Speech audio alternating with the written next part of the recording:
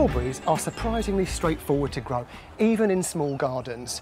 And let's be honest, nothing beats the taste of a home-plucked strawberry. Just delicious. And of course, growing your own fruit at home makes it so much cheaper than the stuff you'll buy in the supermarket. I get quite a lot of fruit at home from, well, relatively few plants. And perhaps the trickiest thing about growing strawberries, especially if you've got a young family like me, is keeping the kids away. And many varieties are just as happy grown in hung baskets and tubs as they are in the ground. And the great thing about growing them in tubs is it keeps the mice and the slugs away. Now, to grow enough fruit to make lots of jam, you're going to need a fair few plants. However, if you just fancy a sprinkle of strawberries over your cereal or the occasional smoothie, 4 or 5 plants is plenty.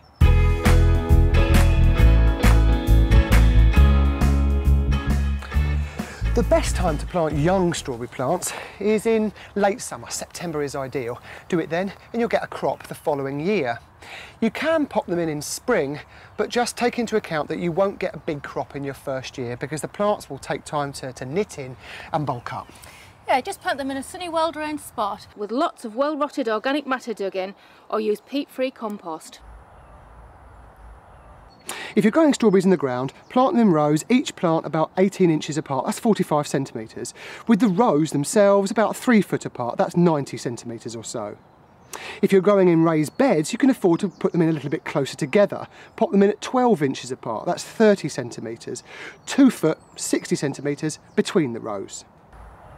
In containers and baskets, you can space plants closer together. Now in this basket, I think 2 is plenty. So gently squeeze them out of the container. Have a look at the roots, might need teasing a little bit. Make a hole with your hand and pop the plant in. Same again, gently squeeze them out of the container. Check the roots, make a hole with your hand and pop the plant in. 8 to 10 inches apart, 20 centimetres or so, because of course they will hang out of the sides of the container.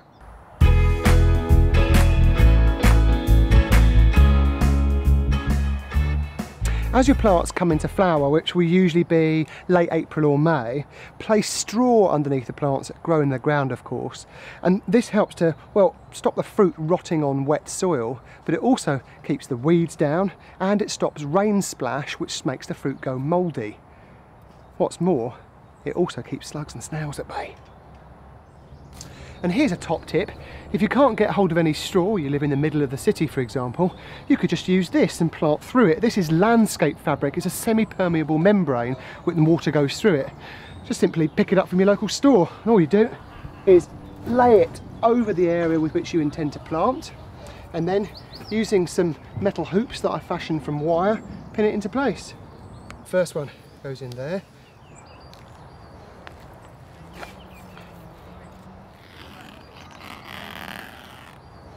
Once you've laid your membrane out and pegged it down, you just go in and you make a sort of cross shape using a Stanley knife or a pair of scissors where you're going to plant each plant. Of course, at the correct spacing. And now you simply pop your plants in where you've made your incisions.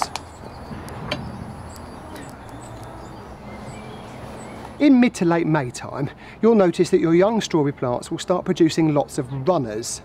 And these are the spaghetti-like stems that you'll find that will creep along the soil and emanate from each plant. Now, before fruiting, you want to go in and remove as many runners as you can because the plant's natural tendency is to put all its energy into growing the runners and not into growing the fruit. And after all, that's why we're bothering to grow the crop. Now, you can actually propagate new plants from these runners, but if you plan to do that, you need to sacrifice a couple. So we've got 6 plants here. I would suggest that you grow, say, 5 plants for the fruit and 1 plant you allow to grow the runners, which you can then propagate from. With plants growing in baskets and containers, you don't need to remove all of the runners, but I would suggest that you go in and remove at least half, otherwise you'll find you won't end up with such a big crop as you expected. Strawberries, both in containers and in beds, are pretty hardy, but water regularly so that plants don't dry out, and feed them every 2 weeks or so with a good plant feed. You might find that slugs and snails are a problem too. If they are, first up, go in and check that your straw is nice and snug around each plant. And if the problems persist, then you'll need to think about using things like coffee grounds perhaps, or crushed shells, or copper slug rings which you place around each plant. Along comes the slug or snail, tries to crawl up, peels off in disgust because it gets a mini electric shock.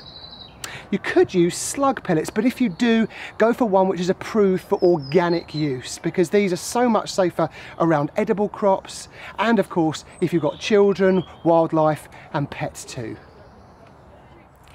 Birds love strawberries, but they're really easy to protect with a frame of bamboo canes and netting. Just make sure your netting doesn't directly touch your plants, or else the birds will just peck through. And don't forget to tuck the edges in as well. In the first year after planting, you'll find that your strawberry plants aren't particularly prolific, especially if you planted in autumn. However, keep your plants well watered and keep on top of the pests and diseases, and you'll find that years 2 and years 3 will give you a bumper crop. After year 3, you'll find that the quality of your strawberry plants starts to reduce, and at that point they become quite susceptible to pests and diseases. So you'll need to replace your plants at that point with some baby plants full of vigour. But here's a top tip. I'd plant a little row of strawberries every single year, and that way you'll get a little bit of a rotation going. As the new plants start growing and reaching the peak of perfection, you'll find that the older ones will just disappear and will stop producing, and you go in and dig them out. And do this regular planting every year and you'll find that you'll never need go without.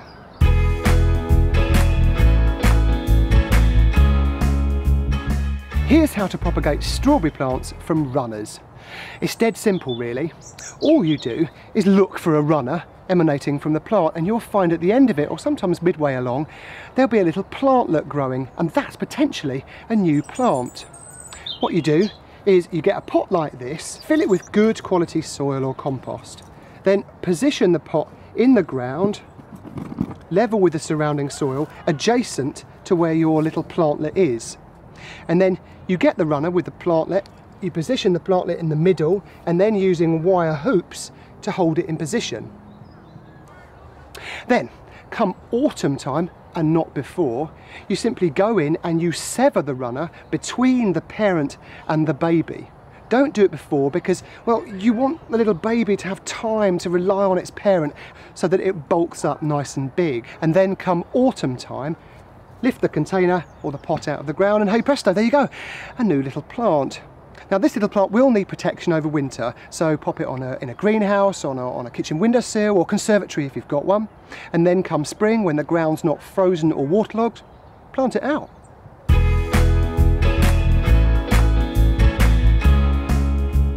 Strawberries need to be picked as soon as the fruit is ripe to stop them rotting on the plant. And unlike my son, my little nipper, go in and pick the fruit gently because it bruises easily. And if you can, try and take the stalk with the fruit as well. Given sun, water, bit of TLC, you'll find that your plants will crop all summer long. To find out how to grow other fruit and vegetables, and for other general gardening tips, check out the links at the end of this film.